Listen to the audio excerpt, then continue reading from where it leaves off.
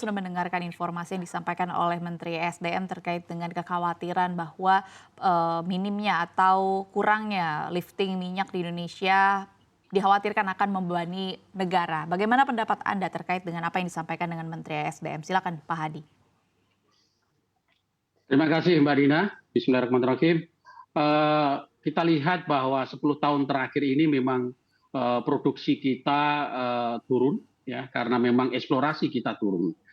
Itu disebabkan karena kita harus introspeksi ya, bahwa iklim investasi kita belum kondusif dibandingkan dengan negara-negara lain. Sistem globalisasi ini menunjukkan bahwa semua hal yang berhubungan dengan investasi di tingkat global itu saling berkompetisi, dan iklim investasi di Indonesia kalah dengan negara-negara di Amerika Latin seperti Guyana misalnya, atau misalnya seperti di Afrika Barat, sehingga produksi turun terus. Nah, cara mengatasinya adalah bahwa program 1 juta barel itu harus dijadikan visi misi presiden, tidak hanya SKK dan Dirjen Migas. Mereka sudah berusaha keras, tetapi kalau tidak mendapat dukungan dari stakeholder yang lain, seperti Menteri Keuangan, ya, KLH, KKP, Pemda tingkat 1 maupun 2, dan Departemen Perindustrian misalnya, untuk satu tujuan susah. Salah satu cara untuk meningkatkan produksi secara signifikan hanya ada 2, yaitu eksplorasi dan EOR. Mungkin bisa ditampilkan slide saya yang saya kasihkan kepada teman-teman di CNBC, bahwa faktor EOR dan eksplorasi itulah yang menjadi big bone dari produksi nasional kita.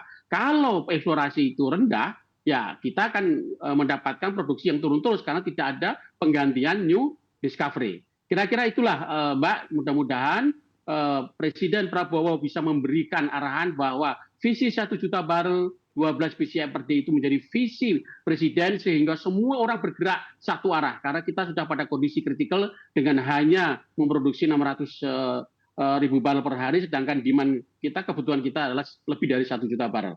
Demikian Mbak yang bisa saya sampaikan. Kita tahu pada saat ini pemerintah juga telah mengubah aturan bagi hasil yang memperbesar porsi untuk KKS begitu. Nah, pertanyaan saya mungkin untuk Pak Hadi. Apakah Anda melihat aturan ini bisa memperbaiki produksi dan juga iklim investasi di sektor hili migas? Silakan Pak Baik Mbak Hadi. Dina, tentu usaha-usaha pemerintah dengan memberikan opsi terkait dengan split yang lebih besar tentu bagus. Dan saya lihat juga kemarin saat Exploration Forum di Surabaya juga meng-highlight bahwa pemerintah sudah good doing job dengan split yang fleksibel, ya, apakah mau post recovery, apakah mau gross split, dipersilahkan. Nah, ini sudah suatu hal yang sangat bagus.